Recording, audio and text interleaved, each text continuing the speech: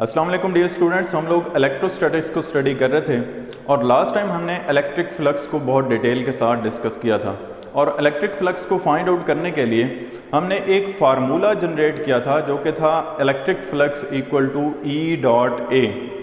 Students, note करने वाली बात यह है कि ये जो हमारे पास फार्मूला होता है electric flux equal to E dot A, इसमें हम लोग इलेक्ट्रिक फील्ड लाइंस और एरिया की डायरेक्शन देखते हैं। लेकिन ये जो हमारे पास फार्मूला है ई डॉट ए, ये सिर्फ फ्लैट सरफेसेस के लिए वैलिड रहता है। ठीक है, लेट्स से मेरे पास ये एक सरफेस है, तो इसमें से जितनी इलेक्ट्रिक फील्ड लाइंस पास होंगी उसको हम लोग इलेक्ट्रिक फ्लक्स कहते हैं। या फिर हम लोग इस तरह से भी कह सकते हैं कि इलेक्ट्रिक फील्ड लाइंस की क्या डायरेक्शन है और फिर एरिया की क्या डायरेक्शन है। तो जो फ्लैट सरफेस होती है उसकी डायरेक्शन सिर्फ एक होती है, लेकिन हमारे पास हमेशा फ्लैट सरफेस नहीं होती। ऐसा भी हो सकता है, लेट्स से हमारे पास ये एक कर्व्ड सरफेस है, ठीक है, और यहाँ पे कोई एक चार्ज पड़ा हुआ है। तो अब हमने इलेक्ट्रिक फील्ड लाइंस की डायरेक्शन देखनी होगी और इस कर्व्ड सरफेस की या इस कर्व्ड सरफेस का जो एरिया होगा उसकी डायरेक्शन देखनी होगी डेफिनेटली। तो क्योंकि हमने एंगल की वैल्यू पुट करनी होती है जब हम ई डॉट ए लिखते हैं और उसको बाद में ई ए कॉज ऑफ थीटा लिखते हैं, तो हमें थीटा की वैल्यू को पुट करना होता है। तो यहाँ पे अगर आप देखें इस कर्व्ड सरफेस को, तो इसकी डायरेक्शन कोई एक स्पेसिफिक डायरेक्शन नहीं है, इसकी डायरेक्शन एक से ज़्यादा है। यहाँ पे देखेंगे तो इसकी डायरेक्शन ये है एरिया की, अगर आप यहाँ पे देखेंगे तो इसकी डायरेक्शन ये है, और अगर आप यहाँ पे देखेंगे तो यहाँ पे एरिया की डायरेक्शन कोई और है। तो इट मीन्स कि अगर हमारे पास कोई ऐसी सरफेस हो जिसमें एरिया की डायरेक्शंस डिफरेंट हो, तो फिर हमारे लिए जो हमारा बेसिक फार्मूला है इलेक्ट्रिक फ्लक्स कैलकुलेट करने का ई डॉट ए, वो फिर वैलिड नहीं रहेगा।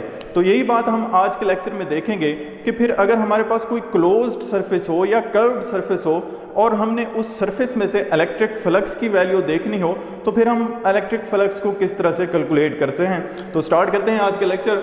लेट्स से मेरे पास एक स्फीयर है, ठीक है, यहाँ पे तो क्योंकि ये 2 डायमेंशन है तो आपको ये सर्कल नज़र आ रहा है, लेकिन एक्चुअल में ये क्या है, ये एक स्फीयर है।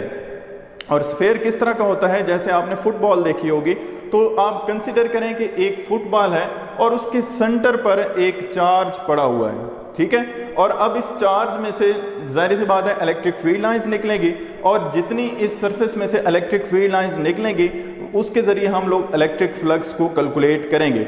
लेकिन हमने क्या देखना होता है, इलेक्ट्रिक फ्लक्स, ठीक है, इलेक्ट्रिक फ्लक्स का हमारे पास फार्मूला है ई डॉट ए या ई ए कॉज ऑफ थीटा, मतलब ये कि एरिया की डायरेक्शन और इलेक्ट्रिक फील्ड लाइंस की डायरेक्शन और दरमियान में उन दोनों के दरमियान में जो एंगल बनता है वो एंगल हमने पुट करना होता है। लेकिन अगर आप इस स्फीयर को गौर से देखें तो इस स्फीयर में भी यही प्रॉब्लम आ रही है। यहाँ पे इस एरिया की डायरेक्शन ये वाली है आउटवर्ड, यहाँ पे अगर आप देखेंगे तो एरिया की डायरेक्शन ये वाली होगी, यहाँ पे अगर आप एरिया की डायरेक्शन देखेंगे तो वो कुछ और होगी। तो अब अगर हमने इसके लिए इलेक्ट्रिक फ्लक्स कैलकुलेट करना है तो उसको किस तरह से कैलकुलेट करेंगे, ये प्रॉब्लम है। तो इसी को हम लोग आज सोल्यूशन देखेंगे कि अगर हमारे पास इस तरह की क्लोज सरफेस हो और उसके अंदर कोई चार्ज एनक्लोज्ड हो तो फिर हमें इलेक्ट्रिक फ्लक्स किस तरह से फाइंड आउट करना होता है। तो सबसे पहले हम लोग क्या करेंगे, फार्मूला हमने वही यूज करना है ई डॉट ए वाला, लेकिन अब हम इसको थोड़ा सा टेक्निकली देखेंगे किस तरह से। हमारे पास ये जो एक बॉल है हम इसको छोटे छोटे पैचेस में कन्वर्ट कर देंगे, ठीक है, आपने फुटबॉल देखी होगी, उसके ऊपर छोटे छोटे पैचेस बने हुए होते हैं, तो हम उसी तरह से इस फुटबॉल के छोटे छोटे पैचेस बना देंगे और ये बहुत सारे पैचेस बनाएंगे, एन पैचेस में हम लोग इस सरफेस को डिवाइड कर देंगे। अब इसका हमें फ़ायदा क्या होगा, इसका फ़ायदा ये होगा, लेट्स से इस सरफेस के ऊपर अगर ये मैंने एक पैच बनाया है तो आप देख सकते हैं ये पैच बिल्कुल एक फ्लैट सरफेस की तरह से बिहेव कर रहा है, ठीक है, बिल्कुल इस तरह से ये एक फ्लैट सरफेस की तरह से बिहेव कर रहा है। तो अब यहाँ पे इस फ्लैट सरफेस की जो भी डायरेक्शन होगी और यहाँ से जो भी इलेक्ट्रिक फील्ड लाइंस आ रही होंगी हम उनके दरमियान एंगल को देख सकते हैं। तो हम लोग सबसे पहले इस स्फीयर को एन पैचेस में डिवाइड करेंगे और उसके बाद इन तमाम पैचेस का जो इलेक्ट्रिक फ्लक्स आएगा, पहले 1 बाय 1 तमाम पैचेस का हम क्या करेंगे, इलेक्ट्रिक फ्लक्स फाइंड आउट करेंगे, और जब तमाम पैचेस का इलेक्ट्रिक फ्लक्स आ जाएगा तो एट द एंड हम उन तमाम पैचेस के इलेक्ट्रिक फ्लक्स को ऐड अप कर देंगे, तो हमारे पास टोटल फ्लक्स आ जाएगा इस स्फीयर के लिए। तो क्या किया है हमने, इस पूरी सरफेस को छोटे छोटे पैचेस में कन्वर्ट कर दिया है जिनका एरिया, फर्स्ट पैच का area del A1, let's say दूसरा हमारे पास जो पैच है उसका एरिया डेल A2 है। इसी तरह से अगर आप थर्ड पैच यहाँ पे कोई होगा तो उसका एरिया होगा del A3 and up to del AN। ठीक है, क्योंकि हमने n पैचेस में इस सरफेस को डिवाइड किया है तो हमारे पास जो एरियाज होंगे वो भी अप टू n होंगे। तो कंसिडर करते हैं, लेट्स से हमारे पास अगर फर्स्ट पैच है डेल A1 तो उसके लिए जो इलेक्ट्रिक फील्ड की वैल्यू है वो E1 है। ठीक है, इसी तरह से अगर हम सेकंड पैच की बात करें तो उसके लिए भी हम लोग कंसिडर करेंगे कि उसके लिए जो इलेक्ट्रिक फील्ड की वैल्यू है वो लेट्स से कि E2 है। ठीक है, सिंपल E2। इसी तरह से हमारे पास जो थर्ड पैच है उसके लिए जो इलेक्ट्रिक फील्ड की वैल्यू है वो E3 है एंड अप टू हमारे पास जो nth पैच है उस nth पैच के लिए जो इलेक्ट्रिक फील्ड की वैल्यू है लेट्स से वो En है। ठीक है, ये हमने वैल्यूज़ को डिफाइन कर दिया है। क्यों? क्योंकि हमने इलेक्ट्रिक फ्लक्स का फार्मूला यूज़ करना है जो कि होता है E डॉट A। तो अब हम यही फार्मूला यूज़ करेंगे, φ1 equal to E1 del A1। ठीक है, E1 डॉट डेल A1, यही हमारे पास बेसिक फार्मूला है फ्लक्स का। तो अब इस फ्लक्स के फार्मूले को, क्योंकि E फर्स्ट पैच की मैं बात कर रहा हूँ, तो उसके लिए मैं फ्लक्स लिखूँगा φ1, उसके लिए इलेक्ट्रिक फील्ड की वैल्यू लिखूँगा E1 और उसके लिए जो एरिया है वेक्टर एरिया वो लिखूंगा डेल A1। ठीक है, दरमियान में डॉट है, इस डॉट को अगर हम लोग ख़त्म करेंगे तो यहाँ पे आएगा E1 डेल A1 भी आएगा यहाँ पे और cos थीटा। ठीक है, डॉट जब भी ख़त्म होता है तो हम लोग क्या करते हैं, cos थीटा लगाते हैं। तो अब ये हमारे पास इलेक्ट्रिक फ्लक्स की वैल्यू आ गई है सिर्फ एक पैच के लिए। सिमिलरली सेकंड पैच की वैल्यू भी इसी तरह से कैलकुलेट कर सकते हैं। थर्ड पैच के लिए भी इलेक्ट्रिक फ्लक्स की वैल्यू हम लोग कैलकुलेट कर सकते हैं तमाम पैचेस के लिए। अब यहाँ पे एक बात लिखी हुई है कि जो इलेक्ट्रिक फील्ड की वैल्यू है या इलेक्ट्रिक फील्ड का जो मैग्नीट्यूड है वो तमाम पैचेस के लिए सेम है। अब इलेक्ट्रिक फील्ड की वैल्यू इन तमाम पैचेस के लिए जो सरफेस ऑफ द स्फीयर पर हैं उनके लिए इलेक्ट्रिक फील्ड की वैल्यू सेम क्यों है? ठीक है, इलेक्ट्रिक फील्ड की वैल्यू सेम इसलिए यहाँ पे ये डिफाइन किया हुआ है E1 equal to E2 equal to E3 and up to En। तो तमाम जो इलेक्ट्रिक फील्ड की जो वैल्यूज़ हैं तमाम पैचेस के लिए उनका मैग्नीट्यूड सेम है। तो ये मैग्नीट्यूड सेम क्यों है? आप इसको देखें, फार्मूला इलेक्ट्रिक फील्ड का क्या होता है? इलेक्ट्रिक फील्ड का फार्मूला होता है E is equal to 1/4 pi epsilon naught Q over R square. ठीक है, ये हमारे पास फार्मूला होता है इलेक्ट्रिक फील्ड इंटेंसिटी का। तो आप देख सकते हैं 1/4 pi epsilon naught Q over R square, ये इलेक्ट्रिक फील्ड की वैल्यू होती है जो कि डिपेंड करती है चार्ज और डिस्टेंस पर कि आप कौन से पॉइंट पर इलेक्ट्रिक फील्ड की वैल्यू कैलकुलेट कर रहे हैं डिस्टेंस फ्रॉम द चार्ज। तो आप देखें, अब मेरे पास इस स्फीयर की सरफेस के ऊपर कोई एक पैच है। ठीक है, तो इसका डिस्टेंस इस चार्ज से जितना डिस्टेंस होगा और इसी तरह से अगर कोई और पैच है और वो स्फीयर के अगर सरफेस के ऊपर है तो इस पैच का और इस पैच का जो डिस्टेंस है वो सेम होगा, R की वैल्यू सेम होगी। अब ये क्योंकि 2 डायमेंशन है तो आपको ये डिस्टेंस शायद डिफरेंट नज़र आ रहे हो, लेकिन आप इमेजिन करें अगर आपके पास एक बॉल है तो बॉल की सरफेस के ऊपर जितने भी पैचेस होंगे उन तमाम का डिस्टेंस सेंटर से बिल्कुल सेम होगा, एग्जैक्टली सेम होगा। तो मतलब ये कि R की वैल्यू तमाम पैचेस के लिए सेम होगी। अब अगर उनकी वैल्यू सेम है और Q तो ऑलरेडी सेम है तमाम पैचेस के लिए क्योंकि एक ही चार्ज यहाँ पे सेंटर ऑफ द स्फीयर पर है, तो अगर इन दोनों की वैल्यू सेम है तो इलेक्ट्रिक फील्ड की वैल्यू इन तमाम पैचेस के लिए सेम आएगी।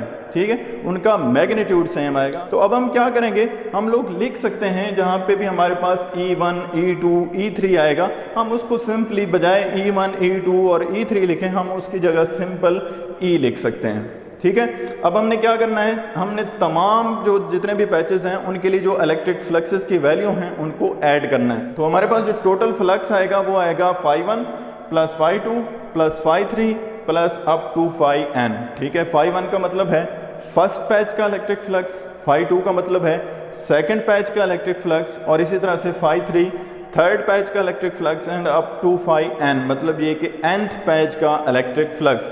अब इन तमाम इलेक्ट्रिक फ्लक्सेस की वैल्यूज़ को हमने ऐड अप कर देना है ताकि हमारे पास टोटल फ्लक्स की वैल्यू आ जाए।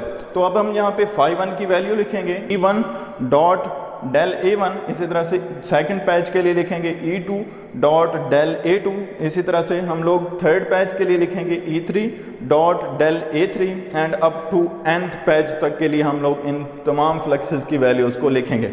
अब आप देख सकते हैं हमने यहाँ पे E1 और E2 एंड E3, इन तमाम की जगह एक तो क्या लिखा है, सिंपल E लिख दिया है। ठीक है, यहाँ पे आप देख सकते हैं तमाम इक्वेशन में जहाँ पे भी E1, E2, E3 ये इन्वॉल्व थे वहाँ पे हमने सिंपल E लिख दिया है। क्यों लिखा है उसको मैंने पीछे डिफाइन कर दिया। इसके अलावा आप देख सकते हैं कि हमने डॉट भी ख़त्म कर दिया है। डॉट को ख़त्म करने के बाद हमने simple E1 del A1 E2 del A2 लिखा है।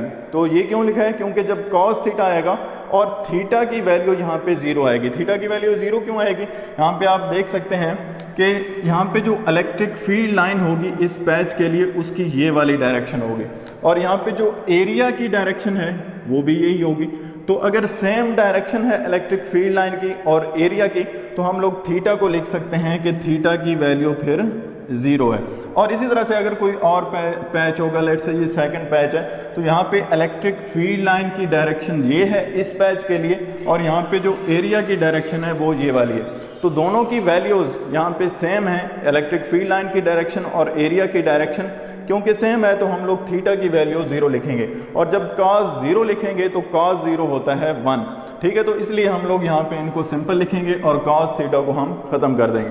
ठीक है, अब यहाँ पे एक बात और आप नोट कर सकते हैं कि तमाम हमारे पास जितने भी एक्सप्रेशंस हैं जो कि ऐड अप हो रहे हैं, इन तमाम एक्सप्रेशंस में की वैल्यू कॉमन है। तो हम यहाँ से को कॉमन ले सकते हैं और बाकी हमारे पास आ जाएगा del A1, इसी तरह से del A2 और इसी तरह से अप टू del AN। ठीक है, ये हमारे पास समेशन में आ जाएंगे, सम में आ जाएंगे, और हम इनको यहाँ से की वैल्यू कॉमन लिख के इसको सेपरेट आउट कर सकते हैं। अब इस बात का मतलब क्या है, del A1 plus del A2 plus del A3 and up to del AN, ये हमारे पास एरियाज हैं। ठीक है, लेट्स से हमारे पास फर्स्ट एरिया था del A1, इसी तरह से सेकंड एरिया था del A2 and third patch का एरिया था del A3। तो अगर हम इन तमाम पैचेस के एरियाज को ऐड कर रहे होंगे तो हमारे पास ये पूरे स्फेयर का एरिया आ जाएगा। ठीक है, क्योंकि हमने इसी स्फेयर के छोटे छोटे पैचेस बनाए थे। ठीक है, nth पैचेस बनाए थे, और उन n पैचेस को अगर हम ऐड करेंगे, तो उन n पैचेस के एरियाज को ऐड करेंगे तो हमारे पास इस पूरे स्फेयर का एरिया आ जाएगा। तो इस पूरी इक्वेशन की जगह मैं लिख सकता हूँ total area of the sphere, और total area of the sphere हमारे पास क्या होता है, एरिया ऑफ द स्फेयर हमेशा होता है 4πr²।